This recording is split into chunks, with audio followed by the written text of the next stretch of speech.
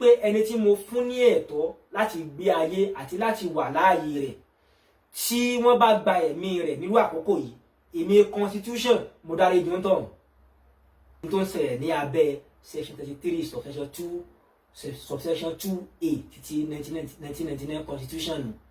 Tí a bá wá wo section 33 subsection 2a 1999 constitution yìí ó wá sọ wípé bí èèyàn bá gba ẹ̀mí èèyàn látara wípé ó ń dáàbò bo dúkìá rẹ̀ òfin òní tí wọ́n fi irú ẹni bẹ́ẹ̀ ṣe. Àbí ẹnìkan ló gba ẹ̀mí tẹnìkan, ẹnìkan gba ẹ̀mí títí èèyàn kan Mr. A ó gba ẹ̀mí títí Mr. B. Kí ló dé tí Mr. A fi gba ẹ̀mí Mr. B?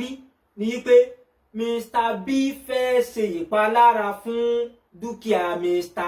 A látara pé Mr. A wá ń dáàbò bo dúkìá rẹ̀ ẹ̀mí Mr. B bọ́ sí.